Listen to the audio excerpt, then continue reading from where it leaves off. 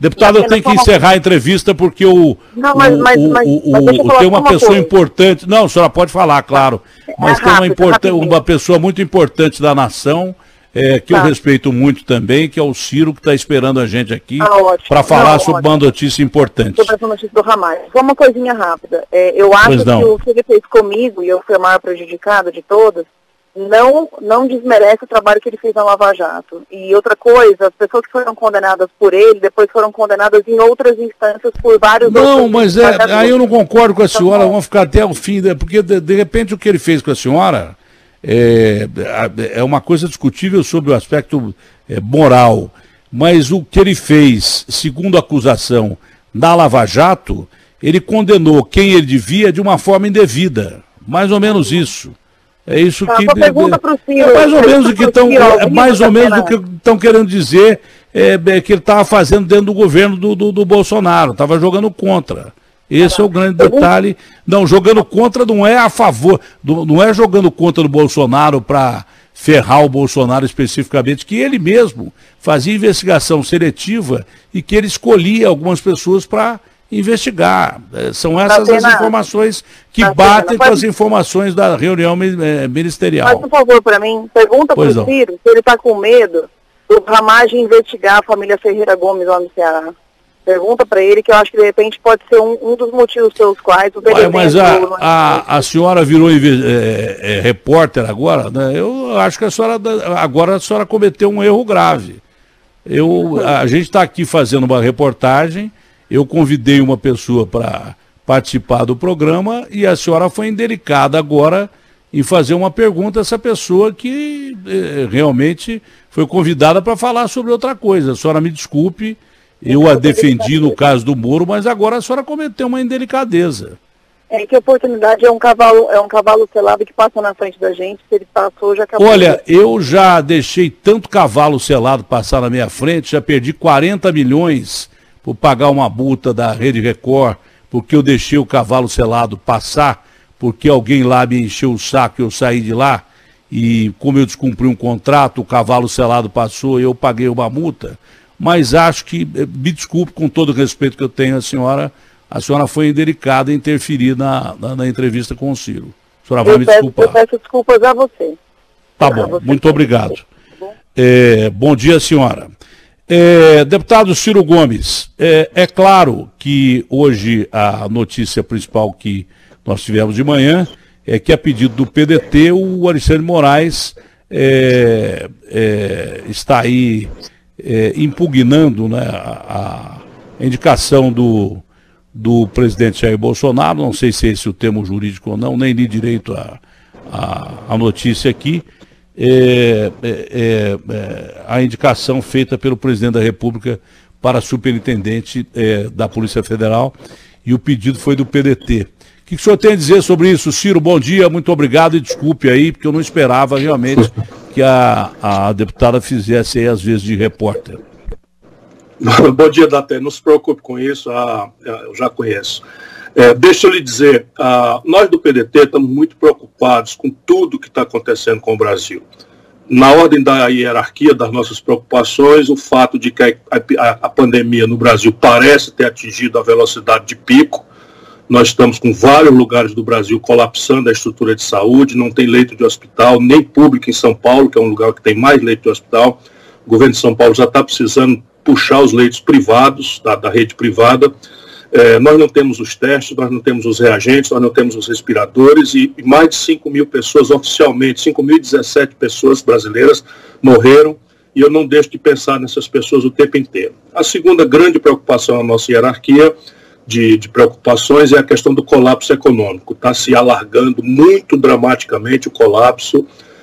A fila do desemprego já deve ter sofrido aí uns 8 milhões de pessoas, e tudo isso nos faz não pensar em outra coisa a não ser nesses dois aspectos. Mas, em paralelo a isso, nós temos uma preocupação com essa crise institucional potencial que está se desenhando no Brasil.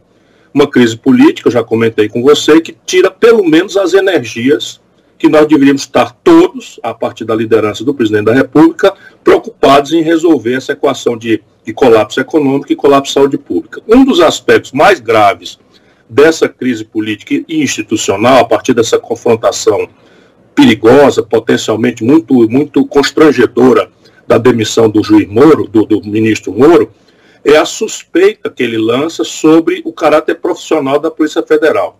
E aí, se você me permitir, se eu estiver falando demais, você me interrompe, a gente precisa, no Brasil, esclarecer sempre as coisas. Primeiro, é atribuição do presidente da República, de fato, pela lei, escolher, demitir e nomear livremente o diretor-geral da Polícia Federal. Portanto, não tem nenhum erro, nenhuma impertinência no gesto do presidente da República nomear o diretor-geral da Polícia Federal. A gente tem que ajudar o povo a entender isso. Nossa preocupação é que a Polícia Federal, ela é, o mais das vezes, aquilo que a gente chama no jargão do direito de polícia judiciária.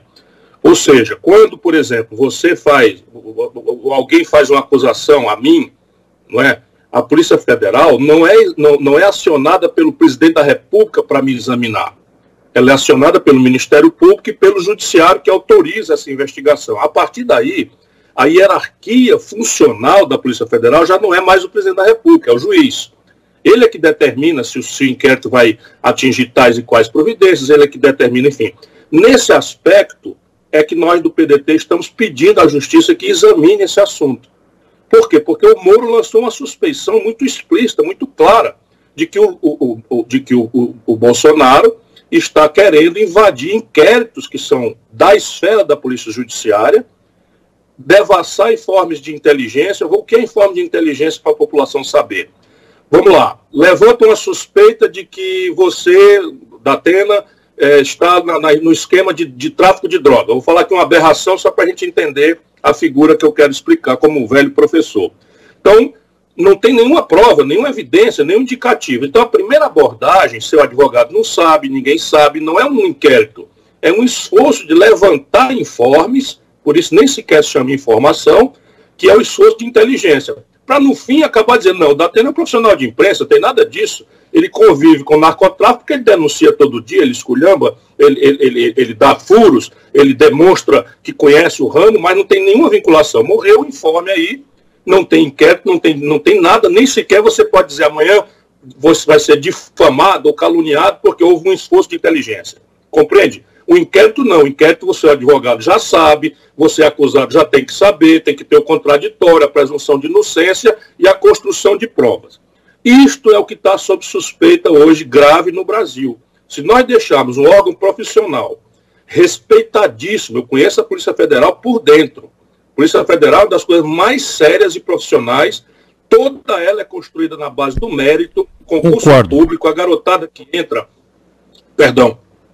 Eu concordo plenamente com a sua análise da Polícia Federal. Fazer trabalho lá na fronteira, para poder ir fazendo, se qualificando, tem mecanismos extremamente profissionais de controle, de maneira que nós precisamos continuar confiando na nossa Polícia Federal, porque são décadas, para não dizer século, porque ela não tem um século ainda, mas são décadas de esforço profissional que não pode ser jogado na lata do lixo, porque o Bolsonaro, de repente, está zangado com um ministro que ele escolheu por oportunismo, não tem afinidade nenhuma. Se o Bolsonaro tivesse alguma preocupação com corrupção, ele não estaria obstruir as investigações pesadas que estão hoje acontecendo sobre seus filhos. Por exemplo, a indicação do ministro da Justiça foi em segurança, não é? Do novo ministro no lugar do Moro, foi bem acolhida, até pelo Supremo. É profissional. Do Supremo. Não há nada o que dizer. Eu também aplaudo. É profissional, é um homem de confiança dele, como tem que ser. Nesse sentido, o Bolsonaro tem toda a razão, ele tem autonomia, ele é o presidente da República.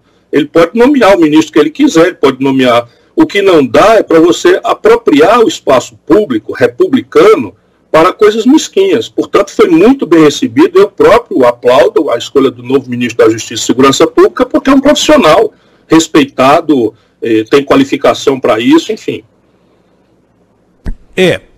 Eu disse ontem, porque eu entrevistei o Maia, aliás, eu recebi uma pesquisa agora aqui, da Paraná Pesquisa, que fez uma pesquisa a respeito da saída do Moro, a respeito da saída de um provável impeachment contra o presidente da República, que os números batem praticamente com a Datafolha, que também é um órgão de pesquisa muito confiável. E está aqui uma pergunta de que se as pessoas queriam ver o Maia de novo na presidência da Câmara, e tem 71% de pessoas contra. Eu não entendo bem por quê, mas tem. Agora, porque ontem a entrevista mais ponderada que eu ouvi, de todas as que eu ouvi, ontem a entrevista mais ponderada foi do Maia, que agiu como estadista no momento que ele deveria agir. Porque ele disse assim, o Datena não adianta nada. E o Maia foi atacado semana passada ou retrasada pelo presidente da República. Falou, a gente está perdendo o foco de uma crise terrível que a gente tem, que é o coronavírus, que é uma crise sanitária, em primeiro lugar, vidas, mas era a manchete do New York Times ontem, né? A manchete do New York Times ontem era o seguinte, emprego, economia ou vida, ou saúde. Não é? Era essa a manchete do New York Times. Essa é a pergunta de $1 milhão que todo mundo quer resolver. Nós vivemos numa economia emergente, estamos entre os 10 maiores do mundo, não sei se agora como é que a gente está, porque ninguém sabe mais o que está acontecendo, mas quando a Alemanha anuncia uma quebra no PIB de 6,6%, uma economia como a economia alemã, os americanos têm 30 milhões de desempregados, a França 10 milhões de desempregados, parece até que nós estamos falando de 2 Brasis e um Brasil do outro lado. Eu não sei o que vai ser do Brasil. Se a gente perder o foco da economia e das vidas que a gente vai perder pelo Covid, aí nós estamos perdidos. Só faltava uma crise política em meio de uma crise terrível que o mundo inteiro historicamente está passando, né, Ciro? Esse é o meu ponto, não é? Já é muito difícil, porque não existe vacina e não existe remédio para esse vírus assassino. Só tem uma providência, é o isolamento radical. Ora, o isolamento radical tende a colapsar a economia, a partir dos autônomos, a partir dos desempregados, a partir, enfim, das pessoas que não estão podendo exercitar sua atividade econômica, já na informalidade, que são a maioria do povo brasileiro. Se todo mundo pegar junto, você evidentemente tem que indenizar a população para que ela possa ficar em casa, ao máximo possível. O policial não pode ficar, o profissional de saúde não pode ficar, o caminhoneiro não pode ficar, o caixa do supermercado não pode, o caixa da farmácia não pode, e os outros que eventualmente possam têm que ser indenizados. Ora, isso custa bilhões de reais.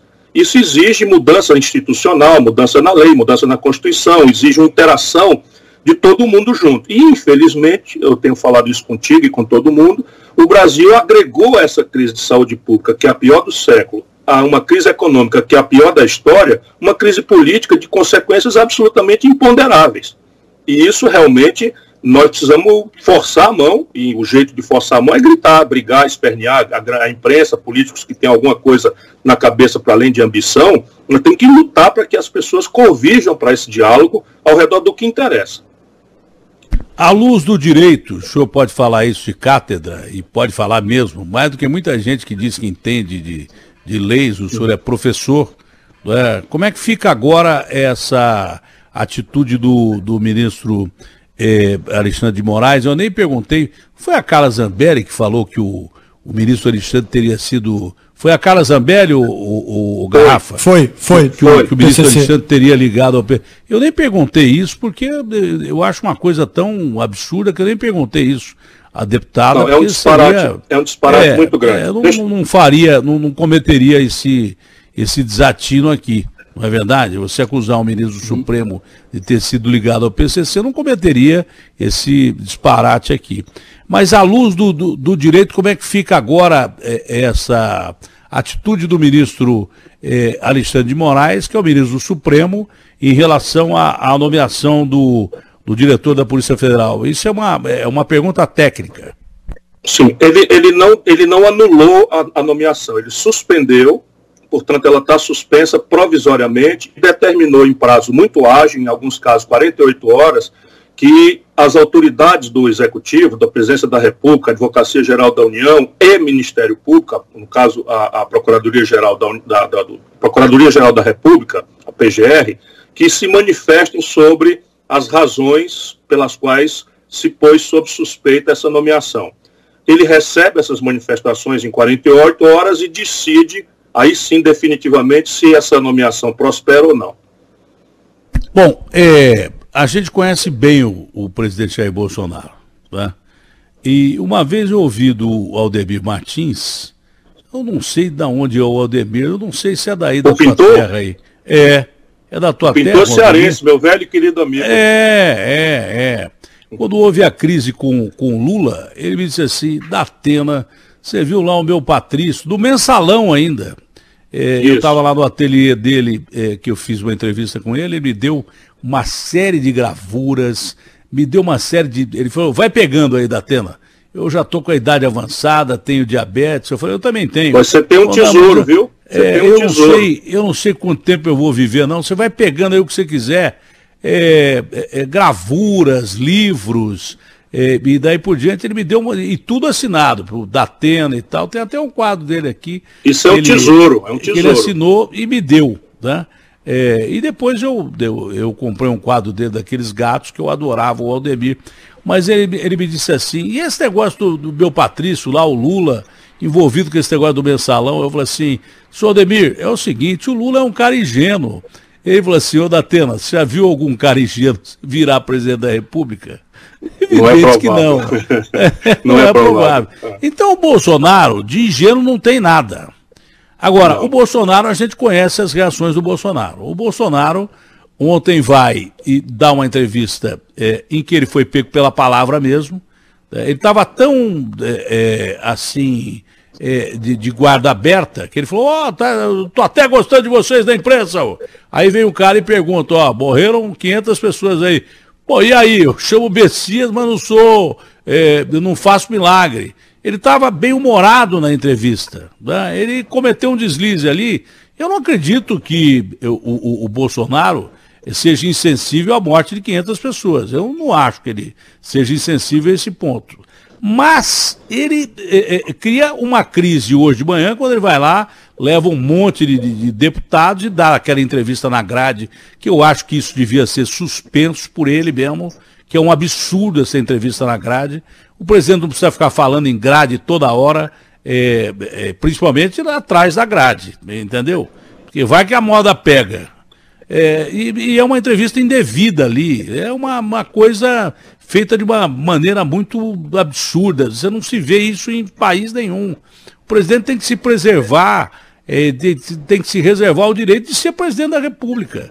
Eu estava comentando com a deputada Carla, que um dia ele reclamou para mim, tudo que eu falo o dólar sobe. Eu falei, mas por acaso o senhor é presidente da República. Mas nesse caso específico, a primeira atitude do Bolsonaro é criar um pau desgraçado, porque ele botou o cara lá, né, e de repente o ministro do Supremo vem e suspende o cara que ele botou lá. Então a primeira atitude do Bolsonaro é quebrar o pau. Mas, não sendo ele ingênuo, eu duvido que o presidente, eu não estou aqui para prever o que ele vai fazer, o que não vai fazer, mas eu duvido que o presidente vá criar uma crise entre poderes, que pode ser uma crise muito grande. Se ele não respeitar o rito aí que existe por parte de uma atitude do ministro do Supremo, nós vamos ter outro bode muito pior do que aquele que o Moro botou na sala. Aí nós vamos esquecer da economia, da saúde, e aí o pau vai ficar feio mesmo, a situação vai ficar complicada. O senhor não entende dessa forma também? Sem dúvida, aquilo que eu lhe falei, para além da crise de saúde pública, para além da crise econômica extensas, você tem hoje uma crise política que tem componentes de crise institucional. Aquilo que eu falei é exatamente isso que você, com a sua proverbial lucidez, está percebendo. Porque, repare, já é um problema sério, 2 inquéritos que estão andando. Um inquérito feito pelo Supremo Tribunal Federal, determinado pelo presidente Toffoli, parece ter chegado naquele tal gabinete do ódio, no dinheiro sujo, dinheiro sem justificativa, sem contabilidade, não se sabe até se há um componente de dinheiro de estrangeiros, financiando fake news e grupos de WhatsApp, de Telegram, etc, etc. Tem do AI-5 também, do movimento do AI-5, então tem um monte de casos. É só esse. O primeiro inquérito são as fake news. O segundo inquérito já foi feito, aberto pelo ministro Celso de Mello. O primeiro quem está com ele é o Alexandre de Moraes. E isso é o que causa essa potencial crise institucional. Portanto, de fato, o Bolsonaro, para a gente poder entender, ele tem uma alma autoritária. O Bolsonaro tem uma formação militar, e militar de um tempo de ditadura. Então ele tem aquela vocação do ditador e todo ditador tem duas características. Uma, não consegue conviver com controles. O ditador, por si só, ele não admite que ninguém controle. E aí o Supremo, o Congresso Nacional, a imprensa, são órgãos de controle, o Ministério Público, e ele sempre vai ter problema de conviver com controles, porque nunca treinou, nunca foi executivo, nunca foi prefeito, nunca foi governador, nunca foi ministro, etc. Então está ali. E a outra grande característica do ditador está nessa frase, é a impotência, não saber conviver com aquilo que não está no poder do ditador. E aí ele diz de forma tosca, pouco empática, desrespeitosa com o luto de milhares de brasileiros, são muito mais do que 5 mil, nós estamos subnotificando escandalosamente porque não temos teste no Brasil. Aí ele diz isso, porque está impotente, não sabe o que fazer, não tem uma política para isso, entrou no caminho oposto ao da ciência, enfim, a própria aliança natural daqueles que estão trabalhando na direção da ciência explica a impotência. De fato, se eu estivesse fazendo tudo que eu posso fazer, estimulando o isolamento, indenizando as pessoas, fazendo crédito para a microempresa, e ainda assim, como aconteceu na Espanha, na França, nos Estados Unidos, está acontecendo, de fato é uma impotência. O problema é que ele tem a crise conceitual de não estar fazendo o que pode fazer, ou o que deveria fazer. Aí ele diz, o que eu posso fazer? Né? Morreu, e daí? O que eu posso fazer? Eu sou o Messias, mas não faço milagre. Isso revela o que parece ser arrogância, na verdade revela o pânico da impotência na cabeça de um ditador. O senhor acha que ele vai tomar alguma atitude contra essa suspensão por parte do ministro Alexandre, por parte do Supremo? Não, o senhor acha que ele vai reagir ou não? Não. O capital político dele está muito, ele sacou demais contra o capital político dele. Ele mesmo criou esse monstro. O Sérgio Moro é um ambicioso sem limites. O Sérgio Moro só pensa em si, não pensa no país, não pensa em nada, não tem lealdade a nada, nem a ninguém, a não ser o seu ego. O seu ego doentio, não é, que está aí estimulado por grandes grupos estrangeiros e grandes grupos de mídia no Brasil e grandes grupos econômicos no Brasil, navegando na maionese de ser presidente da República. E ele, Bolsonaro, percebeu isso a tempo e resolveu cortar esse inimigo de dentro de casa. Mas isso fez um saque contra o capital político dele que não permite que ele faça outro gesto dessa natureza. O que ele vai fazer é o que ele tem que fazer, mandar a Advocacia Geral da União contestar, fazer um esforço para a Procuradoria-Geral da República contestar, existem protocolos para isso. Pode ser uma solução. A atribuição do presidente nomeado. Pode ser uma solução. É a única saída para ele. Pode ser uma solução para ele. Pode ser uma solução, quer ver? Claro. Sabe por quê? Eu quando faço entrevista, eu sempre falo isso. Muito jornalista faz entrevista pensando muito mais na condição de que, olha, eu vou ser consagrado com uma bela entrevista que eu fiz. Vou ser consagrado como um bom apresentador, como um apresentador maravilhoso, como um perguntador maravilhoso.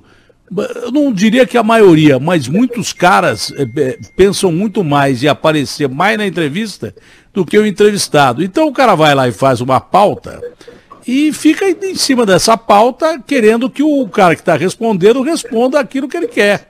O cara fala assim, poxa, você viu, ele tirou aquilo do Ciro, tirou aquilo do Bolsonaro. Bom, eu como já tenho 62 anos de idade, vou fazer 63, já fiz tudo que tinha que fazer na imprensa, na verdade, e nunca fui unanimidade nacional, e nem entre os meus companheiros, não pretendo ser. Mas eu defendo a imprensa até o fim, porque eu sou da imprensa. Eu me coloco contra qualquer ataque contra a imprensa que não seja um ataque justo. Porque nós também erramos. Mas eu presto atenção no que o cara fala. O senhor estava falando, eu comecei a perceber que pode ser até uma saída para o Bolsonaro, essa do Alexandre. Pode ser uma saída. Ao invés dele entender como um problema, ele pode transformar esse problema numa atitude positiva. Se ele indicou o Mendonça, e todo mundo diz que o Mendonça é um cara legal, é um bom cara, por que ele vai manter um sujeito que, por ter amizade com o filho, possa ter problema de suspeição dele querer comandar a Polícia Federal? Se ele pode chegar até para os policiais federais, para a classe, quem é que é o melhor cara para a gente botar aqui? Está resolvido o problema, pode ser uma solução para ele. Se ele usar isso a favor dele, né? Na arte marcial, você usa a força do adversário ao seu favor. Se tem o peso da lei aí impedindo que ele talvez coloque o cara lá, ao invés dele brigar pelo cara, se ele brigar por um cara que seja unanimidade nacional, ele vai resolver um baita problemão para ele e para o Brasil. Não seria isso, Ciro? Olha, é uma oportunidade de ouro para ele. Deixa que eu lhe diga por quê. O ministro Alexandre de Moraes já determinou, em outra iniciativa, que nenhum dos delegados que estão acompanhando os inquéritos das fake news, ou os inquéritos de puxar a propaganda do AI-5, de fechar a imprensa, de fechar o Congresso, de fechar o Supremo, seja trocado. Então isso entrou numa linha, o Ministério Público do Rio já conseguiu do STJ, depois de 9 recursos, liberdade para continuar as investigações em relação aos filhos do Bolsonaro. De maneira que, se ele insistir em achar que a partir de cima para baixo ele vai conseguir controlar a Polícia Federal, ele vai estar cometendo um erro que não guarda a menor coerência com a estrutura da Polícia Federal. A Polícia Federal, eu volto a dizer, é uma das estruturas profissionais mais sérias do Brasil. Ali a luta deles vai avalizar, desculpe interromper, mas só para te ajudar no raciocínio, ele vai avalizar o que o Moro saiu dizendo. Botou um cara lá, amigo da família, vai avalizar. Se ele botar um cara isento, ele vai dizer, ó, esse Moro estava dizendo mentira. Aliás, entre os caras que o senhor disse que tinham o Moro na mais alta conta, achavam que o Moro era o maior ídolo de todos e tal, está o imbecil aqui que, depois de perceber... Todo brasileiro de boa fé achava que o Moro era um jovem juiz que estava fazendo, e estava mesmo, mas eu não acho extraordinário trabalho de combate à corrupção dos grandes. E ele estava mesmo, nós não estávamos enganados. O problema é que a alma humana é muito frágil. Aí começou aplauso demais, elogio demais, gravatinha borboleta demais, reunião demais, pronto. Subiu a cabeça e virou um monstro descontrolado, ambicioso, que quer o poder a qualquer preço. É isso, lamentavelmente. Porque se ele tivesse, de fato, compenetrado dessa energia extraordinária que o povo brasileiro deu a ele, um povo machucado como o nosso, ele jamais poderia ter saído do judiciário para virar político. Pelo menos naquela ocasião.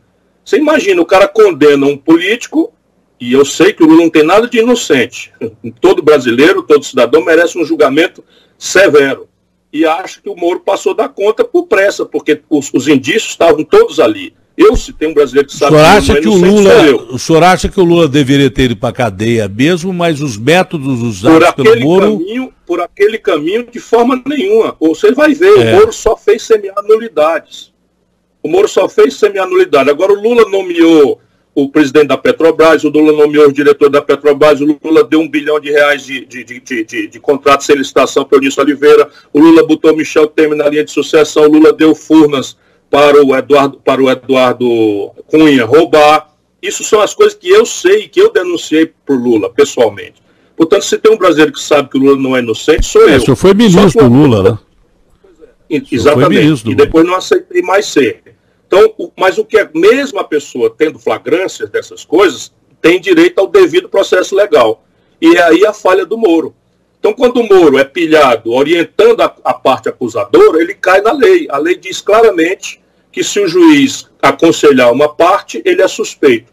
E a mesma lei diz que ele, sendo suspeito, todos os atos que ele presidiu são nulos. Então é só esperar um pouco, eu disse lá atrás. Mas você sabe que a informação que eu consegui de dentro do Planalto, de fonte ligada ao presidente lá, e já bateu com uma outra informação que ele tinha elevado o tom com o Moro, que a ministra Damares confirmou aqui ontem, e o Bolsonaro agora diz que vai divulgar a reunião em que ele cobra as atitudes abusivas contra mulheres, contra pessoas de idade que estão descumprindo a quarentena, mulheres algemadas, idosos apanhando e tal. e ele vai divulgar agora essa reunião ministerial. Eu já tinha dado essa informação na segunda, porque no domingo uma fonte lá de dentro do Palácio me informou. Mas essa mesma fonte informou que o Moro estaria fazendo investigações seletivas da Polícia Federal. Do que ele acusa o Bolsonaro, ele estaria agindo dessa forma lá dentro. Entendeu? Eu não me estranha isso. Eu não tenho a menor dúvida. Eu não tenho a menor dúvida. Aquela conversa de nomear um meu ou nomear um teu, parece conversa de botequim. Isso se tratando da Polícia Federal, especialmente na dimensão de Polícia Judiciária. Então, por que não nomear um meu? Eu tinha pensado nisso, viu? É por isso que o senhor está na posição que está e é muito mais inteligente do que eu, porque o cara fala assim, o cara quer tirar o meu para botar um dele para controlar o que eu estou controlando, é mais ou menos isso? É exatamente isso. Isso é uma conversa de botequim, de dois despreparados. É um negócio completamente louco. Isso no meio de uma pandemia que já matou 5.017 brasileiros. Bom, mas voltando à pergunta que eu tinha feito, que eu apartei e acabei atrapalhando, se o Bolsonaro tiver a consciência de colocar um outro nome no lugar do Ramagem, que já foi contestado por um ministro do Supremo, que não é pouca coisa, porque se ele não contestar e quiser bater de frente com o Supremo, o desequilíbrio entre poderes a gente já sabe onde leva, não é verdade? Mas se ele apresentar, o equilíbrio entre os poderes é o que mantém a democracia. Se ele apresentar um nome que seja um nome de consenso mesmo para a Polícia Federal, já que ele acertou no Mendonça, se ele apresentar, seria mais inteligente ele apresentar um nome de consenso e pronto, acabou. E tudo estaria resolvido. Sem dúvida, sabe por quê, Datena? É aquele ditado romano, que a mulher de César em Roma não basta ser virtuosa, tem que parecer ser virtuosa também. A vida pública vive desses símbolos, não é? Se você coloca lá uma pessoa que entra sob esse conjunto de suspeições, o trabalho dela já vai ser prejudicado desde a partida, por dois lados. Porque o Ramagem, sendo um jovem contra o qual eu, por exemplo, tenho argumento pessoal de nenhuma natureza. Os delegados ontem, que eu respeito muito a Associação dos Delegados, conheço eles, dialogo com eles há muito tempo, e eles fizeram um diálogo duro com ele e acabaram aceitando e desejando bom trabalho para ele. Ou seja, a Associação dos Delegados, que é muito séria e guarda a memória do mérito, da seriedade, do respeito da Polícia Federal, não encontrou uma razão de veto. Mas não encontrou, já obrigou, por exemplo, o Ramagem a chegar elogiando a superintendente de Pernambuco, elogiando o superintendente do Rio, que são os dois superintendentes que o Bolsonaro, pelo menos a dizer do Moro, quis mexer. E um deles, o do Rio de Janeiro, quis mexer em função de ser o encarregado dos inquéritos que envolvem os filhos dele, Bolsonaro. Então isso realmente é uma saída, pode ser uma saída para ele, de olha que o judiciário é soberano numa democracia, eu considero que foi uma decisão equivocada, pode até dizer isso, mas respeito, porque numa democracia que cabe a mim zelar, a última palavra é do judiciário. Então eu vou escolher aqui um delegado de carreira, respeitado, mais idoso, enfim, para encerrar essa confusão ou a possível divisão da Polícia Federal, que não é boa para ninguém.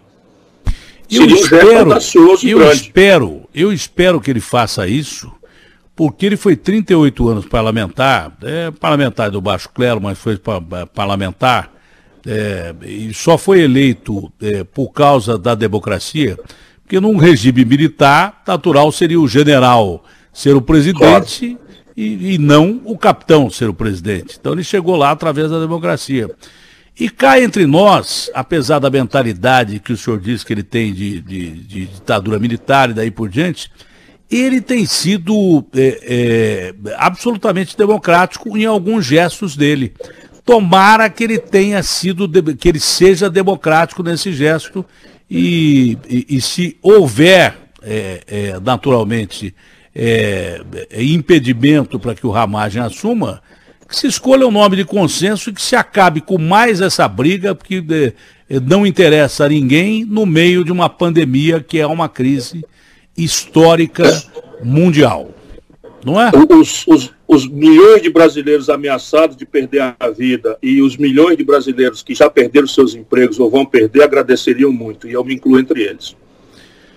Deputado, mais alguma colocação? Como sempre, eu considero um papo contigo muito bom. Pena que a gente já não tem mais aqui o muito obrigado a você mais uma vez pela oportunidade, pela seriedade com que me recebe. Eu não tenho praticamente o direito de falar na grande mídia brasileira e você é uma das raríssimas exceções. Muito obrigado a você por isso. Eu sinto uma pena que a gente não possa ter o Sócrates para conversar como nós conversamos aquele dia. O Magrão depois faz de uma entrevista que o Magrão fez com o senhor ali às margens do rio Piracicaba. Um abraço grande. Um abraço grande. Abraço, Ciro.